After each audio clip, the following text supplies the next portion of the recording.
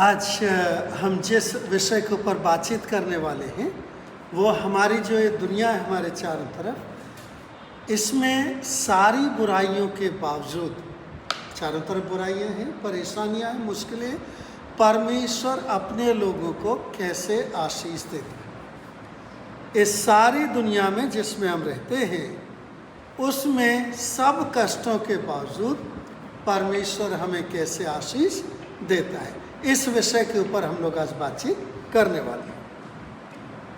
हमने पढ़ा रोमियो की पत्री में, रोमियो की पत्री में हमने थोड़ा बैकग्राउंड देखा है, बैकग्राउंड और प्लस जिस विषय के ऊपर बातचीत करने वाले हैं वो 28वीं आयत है, जहाँ लिखा है, और हम जानते हैं कि जो लोग परमेश्वर से प्रेम रखते हैं उनके लिए सब बातें मिलकर भलाई ही को उत्पन्न करती हैं, अर्थात उन्हीं के लिए जो उसकी इच्छा के अनुसार बुलाए हुए हैं। सो दो कंडीशंस हैं यहाँ, जो परमेश्वर से प्रेम करते हैं एक बात, और दूसरी बात जो उसकी इच्छा से बुलाए गए हैं। जब ये दोनों बातें मिल जाती हैं तो सारी बातें मिलके जो भी कुछ उनके चारों तरफ होता है वो सब मिलके उनके लिए भलाई ही उत्पन्न करते हैं। अब इसको कैसे हम लोग समझें, ये हम अब बातचीत करेंगे। सबसे पहली बात, यहाँ जो हमने पढ़ा, यानी ये जो सेंटेंस बोला गया, इसकी बैकग्राउंड में क्या चल रहा है। सबसे पहले 12वीं आयत से प्रभु परमेश्वर बताते हैं कि हम लोग शरीर के कर्जदार नहीं हैं, बल्कि हम लोग आत्मा में हैं और परमेश्वर के पुत्र और पुत्रियां हैं। और क्योंकि हम परमेश्वर के पुत्र और पुत्रियां हैं तो भी अभी इस वक्त हमें वो स्थिति या परमेश्वर के समक्ष परमेश्वर में शारीरिक रीत से होने का सौभाग्य नहीं मिला है। बनेंगे, वारिस हो गए हैं, लेकिन हमारा जो शरीर है ये अभी इस दुख से गुजर रहा है, क्योंकि अभी वहाँ तक हम पहुँचे नहीं।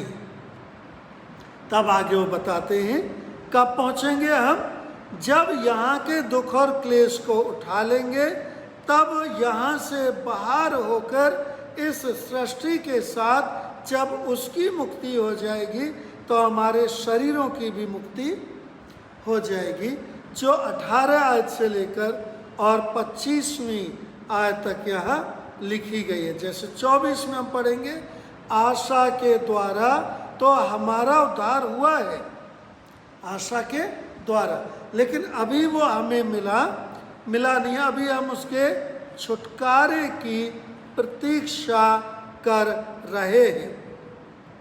और जब हम प्रतीक्षा कर रहे हैं, उस प्रतीक्षा के समय में पवित्र आत्मा हमें मदद करती है। 26 में अगर आयत से हम पढ़ेंगे, वहाँ लिखा है, इसी रीति से आत्मा भी हमारी दुर्बलता में सहायता करता है, क्योंकि इस दुनिया में हम बहुत मजबूत नहीं हैं, दुर्बल हैं, और पवित्र आत्मा हमें मदद करता है। और किस बात में, जब हम प्रार्थना करते हैं तो हम नहीं जानते हमें क्या कहना चाहिए, करना चाहिए, और उसमें कि प्रार्थना किस रीति से करना चाहिए, परंतु आत्मा आप ही ऐसी आहें भर भर कर जो बयान से बाहर है हमारे लिए विनती करता है। और मनों का जांचने वाला, बाहर के शब्दों में या बाहर की दुनिया में नहीं, बल्कि मनों का जांचने वाला जानता है कि पवित्र आत्मा की मनसा क्या है, क्योंकि यह पवित्र लोगों के लिए परमेश्वर की इच्छा के अनुसार विनती करता है। अब ये हमने परमेश्वर के वचन से देखा, और 28वीं आयत हमने पहले से पढ़ ली थी। अब ये दुनिया के ऊपर थोड़ी नज़र डालते हैं। हमारे चारों तरफ जो दुनिया है उसमें ज़्यादातर प्रसिद्ध बड़े धनवान लोग कौन हो जाते हैं, हर किसी की बात नहीं करें, ज़्यादातर जो सबसे ज़्यादा बुरे होते हैं, जो सबसे ज़्यादा बुराई करते हैं, और सारी पब्लिक इनका पक्ष ले लेती है, उन्हीं का जिनके पास धन दौलत होती है। और फिर ऐसे में हमें लगता है क्या परमेश्वर है कहीं, कई बार ये सवाल उठाया जाता है, अगर परमेश्वर होता तो ऐसा क्यों होने देता, ऐसा क्यों होता है? और ना सिर्फ बेसहारा लोग, निर्बल लोग, बल्कि वो लोग भी जो परमेश्वर के जानने वाले, वो भी दुख उठाते हैं। और वो भी कभी कभी जो कहते हैं कि नहीं सब कुछ उनके हाथ में, उनको भी दुख उठाना पड़ता है। तो ऐसा क्यों है? उसके लिए अगर हम बाइबल के शुरुआत में जाएं तो उत्पत्ति की किताब में हमें बताया गया कि प्रभु परमेश्वर ने सब कुछ जो इस दुनिया में बनाया, सब कुछ पवित्र, सब कुछ अच्छा और शुद्ध था। उस शुद्धता में मनुष्य ने, जो सृष्टि का इंचार्ज था, जिसके लिए सारी सृष्टि बनाई गई, उसने अपराध करा, उसने पाप करा।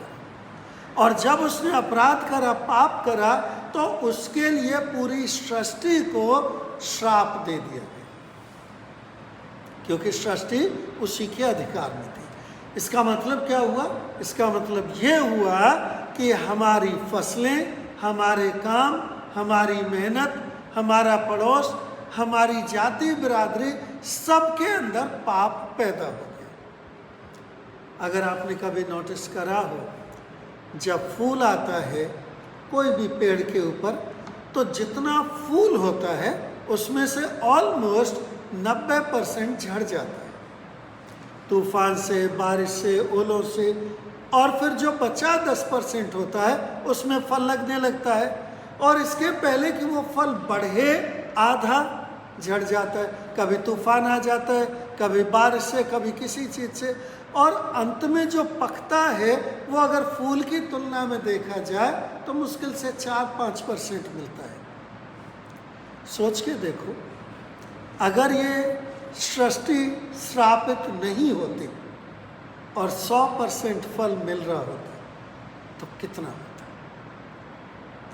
उसी तरह हमारे कामकाज में भी जितनी मेहनत हम करते हैं, जो हमें लगता है कि हम कर रहे हैं, उसका फल हमें कहाँ मिलता है?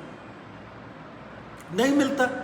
जो सेवा करता है, जो नौकरी करता है, उसकी अपनी बात है, और जो मालिक बैठा उसके अपने एक्सक्यूजेज है कि वो क्यों नहीं दे पा रहा है, क्या कारण है। ऐसा नहीं है कि उनमें से कोई भी 100% एक ऐसे कि नहीं जी मैं तो बेईमान हूँ, कोई नहीं कहेगा।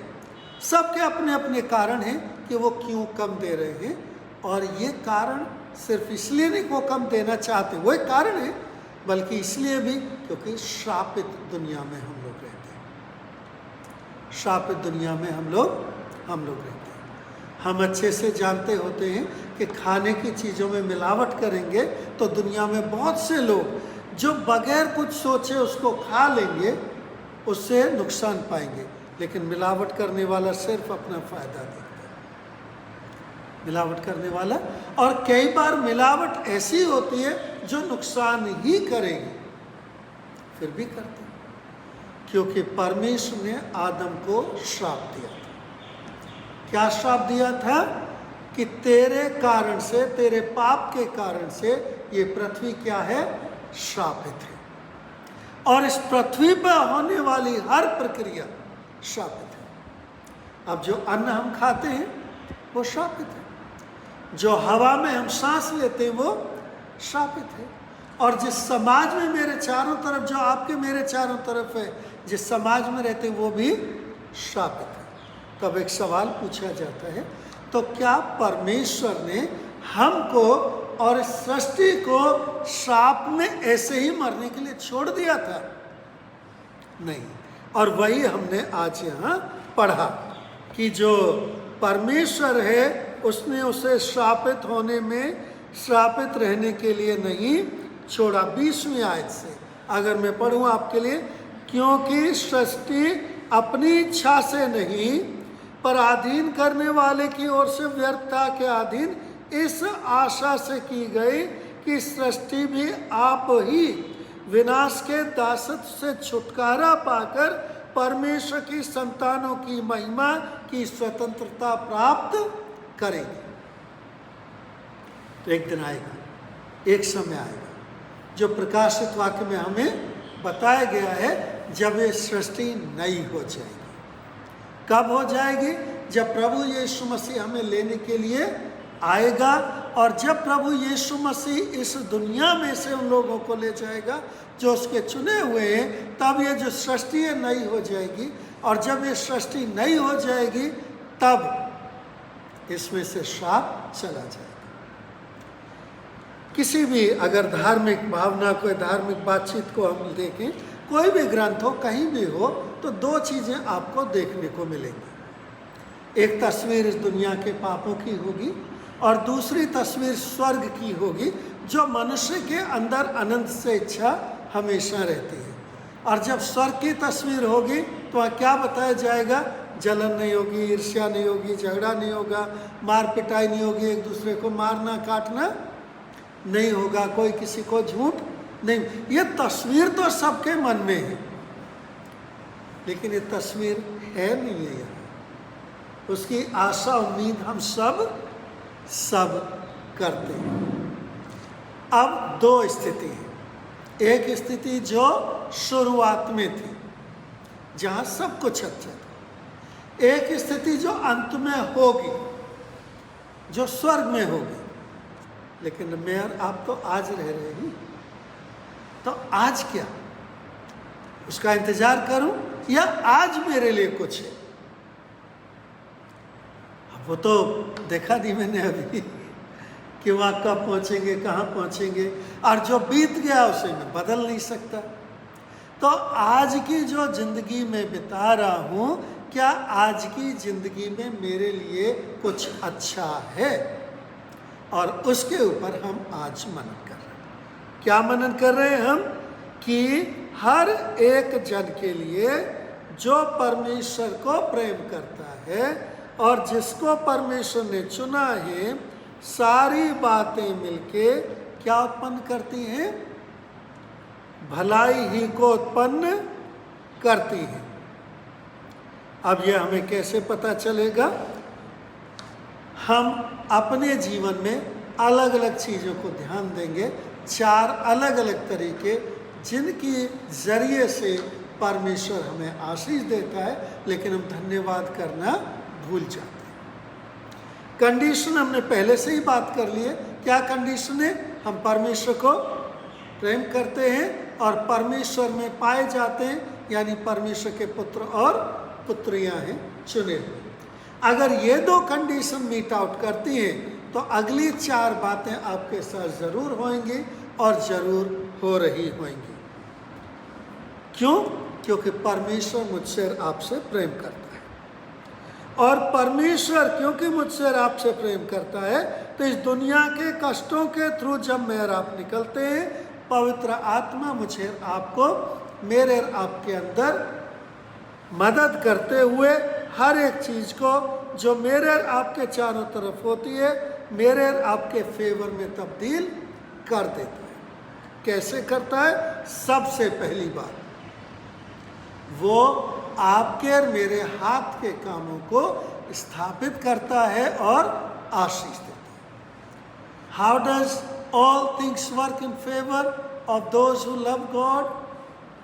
नंबर 1, क्योंकि परमेश्वर के हाथ के कामों को आशीष देता है। परमेश्वर प्रभु उनके हाथ के कामों को स्थापित करता है। ज़्यादातर मेरे और आपके चारों तरफ की दुनिया में एक समस्या जो आपको देखने को मिलेगी, कमाया तो बहुत, घर में नहीं दिख रहा है। बहुत से लोगों को अगर आप ये देखो ना, उनकी सैलरी कितनी है या कमाई कितनी आती है, तो आजकल के एवरेज दुनिया में 1 लाख रुपए तो हर घर की लगभग, एक मिडिल क्लास फैमिली की बात करें तो 1 लाख रुपए से कम इनकम बहुत रेयरली आपको मिलेगी, बहुत रेयरली। 1 लाख रुपए सोचने के लिए कम नहीं है, लेकिन अगर आप उनके घरों में जाके बातचीत करो तो आपको खुशी नहीं मिलेगी। क्या मिलेगा? वह पूरा ही नहीं हो रहा 1 लाख रुपए में। 1 लाख रुपए में पूरा नहीं हो रहा। ये मैं जनरल क्लास की बात कर रहा हूँ, उससे नीचे गरीबी में बहुत लोग हैं और उसके ऊपर भी बहुत लोग हैं। लेकिन एक एवरेज हाउस होल्ड, एक एवरेज फैमिली की बात करें जाए तो 1 लाख रुपए महीने में भी पूरा क्यों नहीं हो रहे, क्यों खुश नहीं है? क्योंकि उनके हाथ के जो काम है उसको परमेश्वर आशीष नहीं दे रहा है, परमेश्वर उनको स्थापित नहीं कर रहा है। उनका जो पैसा है वो आते हुए दिखता है और चला जाता है कहीं से। आते हुए ऐसे लगता है कि बड़े दरवाजे से आ रहे हैं क्योंकि ज़्यादा पैसा है ना, और जाते वक्त पता ही नहीं चलता कि वो निकल कहाँ से गया। और हम इसको ऐसे कहते हैं क्योंकि उस घर में बहुत सी खिड़कियाँ हैं जो सारी खुली हुई हैं, तो बड़े दरवाजे से आया जरूर, वो खिड़कियों में से थोड़ा थोड़ा करके ऐसे उड़ गया कि पता ही नहीं चला। जब 25 तारीख आई, तनख्वाह तो 1-2 तारीख को आएगी, और 25 तारीख को क्या दिखता है? क्रेडिट कार्ड का बिल दिखता है, गले में पैसे नहीं दिखते हैं, अकाउंट खाली दिखता है, और फिर ये सोचते हैं अगले 5 दिन कैसे चलेंगे। प्रॉब्लम ये नहीं है कि पैसा कम है, पैसा सिर्फ एक सोच है। आपको शायद अजीब लगे सुनते हुए, पैसा सिर्फ एक सोच है, आशीष नहीं। जब आशीष होती है उस पैसे के ऊपर, तो थोड़े पैसे में भी बड़ी खुशी खुशी घर चल जाता है। थोड़े पैसे में बड़ी खुशी खुशी घर चल जाता है। क्यों चल जाता है? क्योंकि परमेश्वर उसको आशीष देता है। क्या कहता है परमेश्वर? ड्यूटरोनॉमी की किताब में परमेश्वर 28वें अध्याय और 12वीं आयत में कहता है, मैं अपनी जो ट्रेजरी है, यानी मेरा जो स्टोर है, वो स्वर्ग से खोल दूंगा तुम्हारे लिए, और वो ऐसे गिरेगा जैसे बारिश गिरती है हर सीजन में। तुम्हारे हाथ के कामों को मैं तुम्हें आशीष दूंगा, और तुम दूसरों को उधार दोगे, तुम्हें कभी उधार लेना नहीं पड़ेगा। और ये प्रिंसिपल भी हम लोग यूजुअली बताते हैं मसीहत में, कभी उधार नहीं उठाना, क्योंकि परमेश्वर इस बात का वायदा करता है कि मेरे लोगों को उधार लेना ही नहीं पड़ेगा, मेरे लोगों को उधार लेना ही नहीं पड़ेगा। मैं उनको इतनी आशीष दूंगा कि वो दूसरों को उधार देंगे, वो दूसरों को उधार देंगे। और यूजुअली अगर कोई भी मसीह है और मसीह प्रिंसिपल्स को मानता है, मैं दावे के साथ कह सकता हूँ उसे उधार लेना नहीं पड़ेगा। दूसरी परमेश्वर की आशीष है। तो अब अगर ऐसी स्थिति तक मुझे पहुँचना है तो मैं अपना काम कैसे करूँ? कुलुस्सियों की पत्री उसके 3 अध्याय और 23 आयत में वो कहते हैं, whatever you do work heartily as for the lord and not for man. तो काम कैसे करूं ये स्थिति में आने के लिए कि परमेश्वर मेरे हाथ के कामों को स्थापित करे, परमेश्वर मुझे आशीष दे और श्राप उठ जाए। ऐसे काम करो पूरा दिल लगा के, जैसे परमेश्वर के लिए काम करते हो, मनुष्य के लिए नहीं। किसके लिए काम करना है? परमेश्वर के लिए। मनुष्य के लिए काम नहीं करना है, क्योंकि मनुष्य एक इंस्ट्रूमेंट है जो आपको महीने में तनख्वाह देगा, लेकिन वो तनख्वाह आपको फलेगी या नहीं फलेगी ये वो आपका एम्प्लॉयर नहीं कर सकता। आपका एम्प्लॉयर आपको आशीष नहीं दे सकता, वो खाली महीने की तनख्वाह 10 रुपये ज़्यादा है 10 रुपये कम दे सकता है, लेकिन वो आपके घर में फलेगी या नहीं फलेगी वो सिर्फ और सिर्फ परमेश्वर कर सकता है। इसलिए किसके लिए काम करना है? परमेश्वर। तीसरा वायदा जो परमेश्वर करता है, भजन संहिता 90 उसकी 17वीं आयत में, let the favour of the lord our god be upon us and establish the work of our hands upon us. Yes, establish the work of our hands. तो हमारी प्रार्थना क्या रहनी है हर दिन? परमेश्वर मेरे हाथ के काम को स्थापित कर। तो जब मैं नौकरी पे जाऊं, जब मैं काम करने जाऊं, तो मुझे क्या कहना है? यह नहीं सोचता अरे मालिक ऐसा वो मालिक ऐसा, पता नहीं है मुझे देगा इसका बदला ही नहीं देगा, नहीं, क्योंकि हम उसके लिए काम ही नहीं कर रहे। क्या करना है? उस दिन प्रार्थना करनी है कि आज जो मैं यहाँ करूँगा परमेश्वर उसको खूब आशीष दे, परमेश्वर उस काम को स्थापित करे और बहुत आशीष दे, और बदले में परमेश्वर आपको स्थापित करेगा। तो पहला तरीका क्या परमेश्वर आपको आशीष देगा? आपकी मेहनत का फल।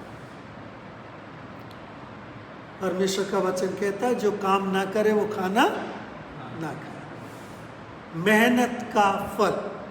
इसके पहले कोई लक की बात करे या इसके पहले ये करे वो करे, अपने हाथ उठाओ और मेहनत करो।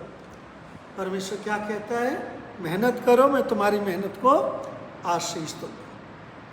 दूसरी बात, जब हम अपनी मेहनत कर लेंगे और जब परमेश्वर में उचित रीति से काम कर लेंगे, तब परमेश्वर दूसरों के द्वारा, जो आपका एम्प्लॉयर हो सकता है, जो कोई भी दूसरा हो सकता है, उसके द्वारा आपको आशीष देगा। जैसे जब यूसुफ मिस्र में पहुंचा तो उसने ये सोच के नहीं वो सारे काम करे कि जी राजा खुश होके मुझे कुछ करेगा। उसने अपनी तरफ से, क्योंकि परमेश्वर ने उसे दिया, सारे काम करे, और तब फेरो ने खुश होकर उसको क्या बना दिया? प्रधानमंत्री बना दिया। दूसरों के द्वारा परमेश्वर आशीष देगा। कब देगा? जब आप उनके लिए परमेश्वर की तरफ से सेवा करेंगे। दानियल ने अपनी तरफ से जो भी बेस्ट कर सकता था वो बेस्ट करा, और उसको उसके राज्य में तीसरा स्थान दिया गया। राजा के बाद वाइस, और उसके बाद तीसरा स्थान किसका था? दानियल का। मुर्देकाई दरवाजे पे बैठा रहता था, और उसने सुना कि कुछ लोग जो दरबार के अंदर हैं वो राजा को मारने की योजना बना रहे। उसने तुरंत खबर पहुंचा दी कि राजा सावधान रहे। उस समय कुछ उसको नहीं था कि राजा उसको मदद करेगा नहीं करेगा, और इनफैक्ट राजा को पता भी नहीं था किससे खबर आई। बहुत सालों बाद, क्योंकि राजाओं की हर एक्टिविटी कहाँ लिखी जाती थी? किताबों में लिखी जाती थी। तो बहुत सालों बाद राजा ने इतिहास की किताब मंगवाई एक्टिविटी की, और उसे पढ़ के देखा, और तब देखा कि एक समय किसी ने उसकी जान बचाई थी। तब उसने उसको बुलाया, और तब उसको अपने राज्य में ऊंचा पद दिया। एक कहावत आपने सुनी होगी, नेकी कर दरिया में डाल। लेकिन आपको शायद ये नहीं पता होगा कि बाइबल में सभाओपदेशक की किताब से आती है ओरिजिनली। सभाओपदेशक की किताब बाइबल में अपनी रोटी पानी पर डाल और तो उसे फिर पाएगा, यानी नेकी कर दरिया में डाल, वो आती है वहाँ से। उर्दू में जो कहावत आती है बाइबल से आती है। मतलब क्या है इसका? तू अपने भले काम बगैर रिटर्न के रोटी ले, नदी में पानी में डाल दे कि तेरे पास, ये सोच के डाल दे कभी, लेकिन वहाँ लिखा है तू नहीं जानता कि कब तेरे पास वापस आएगी। नेकी कर दरिया में डाल। जब हम परमेश्वर की सेवा करते हैं, जब हम परमेश्वर को सामने देख के काम करते हैं, तो परमेश्वर दूसरों के द्वारा भी आपको क्या करता है? आशीष देता है। दो तरीके हो गए। प्रथम, आपके हाथ के कामों को। दूसरा, आपने जो भले काम करें बगैर किसी उम्मीद के, उनके द्वारा परमेश्वर दूसरों के द्वारा आपको आशीष देगा।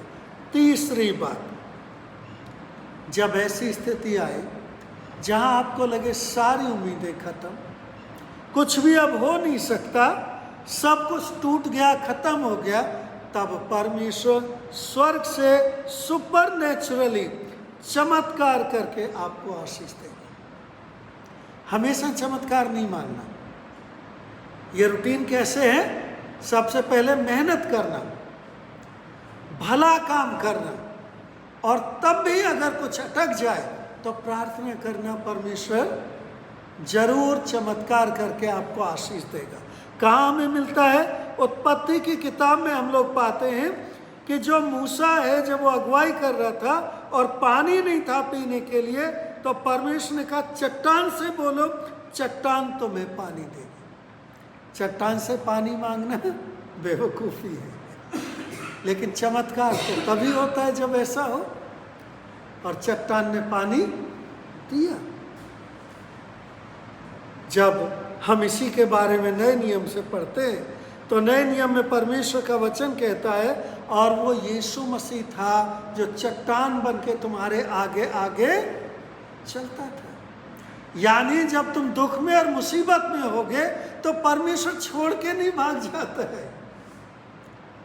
हमें लगता है परमेश्वर छोड़ गया। किसी ने ऐसे कहा, परमेश्वर ने कहा मैं तेरे साथ रहूँगा हमेशा। तो वो जैसे समुद्र के किनारे बालू होती है उस पर चल रहा था, तो थोड़ी दूर तो उसे 2 पैरों के निशान दिखे पीछे आते हुए, तो उसे हाँ भाई परमेश्वर मेरे साथ साथ चल रहा है। फिर कुछ समय बाद उसको एक ही जोड़ी पैरों के निशान दिखे, तो उसने कहा क्या परमेश्वर अभी जब आगे लहर आने वाली है तो तू मुझे छोड़ के चला गया। तो परमेश्वर ने कहा नहीं नहीं, तुझे छोड़ा नहीं है, मैंने तुझे गोद में उठा रखे, मेरे पैरों के निशान है, तेरे नहीं है। तो हमारी समझ कई बार ऐसी हो जाती है, लेकिन परमेश्वर कभी हमें दुख में छोड़ के नहीं जाता। एक कहानी जो बाइबल में हम पढ़ते हैं उसमें एलिया जो प्रोफेट होता है, जब अकाल पड़ा हुआ होता है तो परमेश्वर उसे कहता है मैंने एक विधवा को बोला है जा और वहाँ तुझे खाना मिलेगा, क्योंकि अकाल पड़ा हुआ है। तो उस विधवा के यहाँ आता है और विधवा को खाने के लिए कहता, विधवा बोलती है क्या कहते हो भाई, इतना सा आटा रखा है, थोड़ा सा तेल है, एक ही टाइम का खाना बनेगा, और मैं तो ये सोच रही थी कि खाना खा के मैं और मेरा बेटा 2 ही जने, उसके बाद तो कुछ है नहीं, हम भी मर जाएंगे। तो सोचो एलिया को कैसा लगा होगा, क्या परमेश्वर मजाक करने के लिए कुछ और नहीं मिला था, तूने कहा जाके उसको बोल। लेकिन एलिया जानता था अगर परमेश्वर ने कहा है तो कहा है। तो उसने उसको औरत को कहा तू उसकी रोटी बना लेके आ और इसका आटा कभी ख़त्म नहीं होगा। वो लेके आई और 3 साल तक जब तक अकाल रहा उसके बर्तन में का आटा और उसके बर्तन में का तेल कभी ख़त्म नहीं हुआ। विधवा को भी मिला और एलिया को भी। कौन किसके लिए बना? अजीब सी बात है ना, कौन किसका सहारा बना? एलिया उनका सहारा या वो एलिया का? दोनों में से कोई सा किसी का नहीं। परमेश्वर ने दोनों के लिए ठहराया था कि दोनों ही भूखे ना मरे। परमेश्वर स्वर्ग से लिटरली रोटी गिरा सकता है, दे सकता है। एक बात जो मैंने देहरादून में सुनी थी 89 में, एक पास्टर थे, वो नैनीताल में रहते थे और उनको कोई मदद काफ़ी समय तक नहीं मिली, जैसे दान वगैरह आता है नहीं दिया था किसी ने, और दोनों हस्बैंड वाइफ, ये फेस टू फेस मैंने कहानी सुनी हुई है फर्स्ट हैंड। तो वो प्रार्थना कर रहे थे परमेश्वर से क्या करें, कई दिन हो गए थे उनको भूखे वहाँ, और तब एक चूहा, 89 की बात करो, 100 का नोट, उस समय 100 का नोट ही सबसे बड़ा होता था, 100 का नोट लेके उनके कमरे में आया और वहाँ गिरा के चला गया। चूहे किस बात के लिए जाने जाते हैं? काटने के लिए, ला के गिराने के लिए नहीं। और उन दिनों में 100 रुपये उनके लिए कई महीने के राशन के लिए काफ़ी थे। रोज नहीं आता था चूहा, रोज 100 का नोट नहीं लाता था, लेकिन जब ज़रूरत हो तो परमेश्वर चूहे का भी इस्तेमाल कर सकता है। परमेश्वर किसी भी तरीके से वो चमत्कार कर सकता है जिस चमत्कार की आपके और मेरे जीवन में ज़रूरत हो।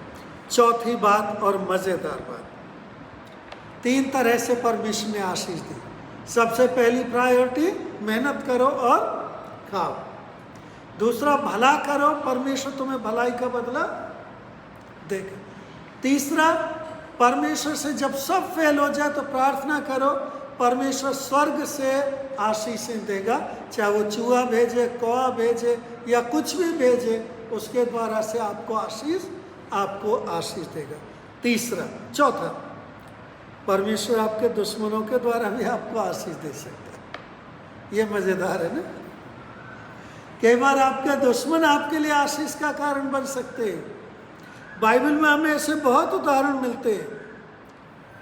जो मिस्री लोग थे वो इजरायलियों के दुश्मन थे, लेकिन जब प्लेग्स आई और उनके जाने का समय आया तो परमेश्वर ने क्या कहा, इनसे मांगना सब महंगी महंगी चीज़ें, और उन्होंने सारी महंगी महंगी चीज़ें उनको दे दी। यानी किसका सामान सब लेके आए वो? दुश्मनों का सामान। कई बार दुश्मन से भी आपको आशीष मिल सकती है। एक बार ऐसे कहानी है, ये मैंने दूर से सुनी है, फर्स्ट टाइम नहीं है, लेकिन ऐसे सुना है।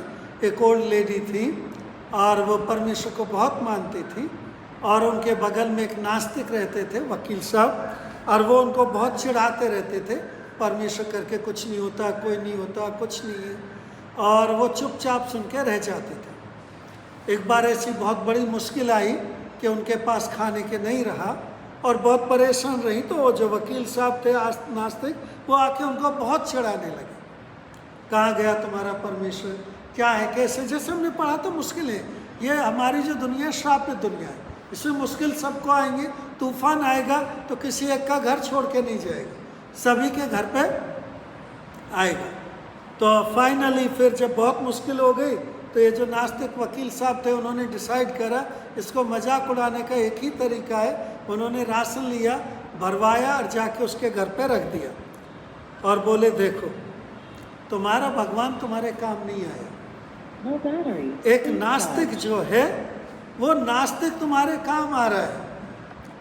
और तब इस लेडी ने कहा सही कह रहे हो, लेकिन इन नास्तिक को भी तो परमेश्वर ही लेके आया है। दुश्मन को किसने इस्तेमाल करा कि मेरे घर राशन लेके आए? जो पूरा दुश्मन है उसको भी परमेश्वर आपको आशीष देने के लिए इस्तेमाल कर सकता है। 4 तरीके। प्रथम, आप मेहनत करिए, परमेश्वर आपको आपकी मेहनत का फल देगा। मेहनत का फल तो सबको ही मिलेगा, लेकिन जो फल मिलेगा वो आपके घर में रुकेगा भी। It will be established in your house. आपको 30 तारीख के बाद भी बचा रहेगा, कम नहीं पड़ेगा। दूसरा, भला करिए और परमेश्वर उस भलाई का फल आपको देगा। ये मत चुनिए किसके लिए भला करना है, वो जो भी कोई है आप भला कर सकते हैं, आप भला करिए। तीसरा, अगर सब कुछ खत्म हो जाए तो भी घबराइए मत। एक है जो ऊपर बैठा है, जो आपकी और मेरी प्रार्थना को सुनता है, जो कहीं से भी जिस भी चमत्कार को करके आपको और मुझे आशीष पहुंचाएगा। चौथा, अगर दुश्मन भी आपके खिलाफ खड़ा है तो डरिए मत, परमेश्वर उस दुश्मन को भी आपके लिए आशीष के लिए इस्तेमाल कर सकता है। दोबारा से 28वीं आयत पढ़िए और अब उसको देखिए कि उसका क्या मतलब है। क्या लिखा है 28वीं आयत में? And we know that for those who love god all things, no exceptions, all things work together for good. जो परमेश्वर को प्रेम करते हैं उनके लिए सारी बातें मिलकर क्या उत्पन्न करती हैं? दुख हो तो, तूफान हो तो, दुश्मन हो तो, चमत्कार हो तो, नीचे होकर गुजरना हो तो, हर चीज मिलके क्या उत्पन्न करेगी आपके और मेरे लिए? भलाई ही उत्पन्न करेगी। आज क्या है आपकी और मेरी जो परेशानी है या चिंता है या जो सोच है, क्या है जो मुझे आपको आज डरा रहा है? शायद ऐसा लग रहा हो इतना कमाता हूँ, इतनी मेहनत करता हूँ, कहाँ चला जाता है। शायद ऐसा लग रहा हो ये सारे जो मेरे आसपास हैं सबके पास बहुत ज़्यादा है, मैं कहाँ से लाऊं इतना, मेरे पास नहीं है। शायद ऐसा लग रहा हो अगर कल को मेरे पास ये ज़रूरत पड़ी तो कहाँ से लाऊंगा, कहाँ से लाऊंगा इस ज़रूरत के लिए? ये कोई भी सवाल हो सकता है, कोई भी सवाल हो सकता है। ज़रूरत आज की हो, भविष्य की हो, चिंता हो, फाइनेंस मैनेजमेंट हो, कुछ भी हो सकता है। उत्तर एक ही है। अगर आप प्रभु यीशु मसीह को मानते हैं, अगर आप प्रभु यीशु मसीह के हैं, उसको प्रेम करते हैं और उसके द्वारा जाने गए हैं और उसके पुत्र या पुत्रियां हैं, तो सारी बातें, दुख, तूफान, परेशानी, दुश्मन, चमत्कार, जो भी बातें हैं, सारी बातें मिलके आपके लिए सिर्फ और सिर्फ भलाई ही उत्पन्न करें। बाकी कुछ भी बात आपके लिए परेशानी उत्पन्न कर ही नहीं सकती। ये परमेश्वर का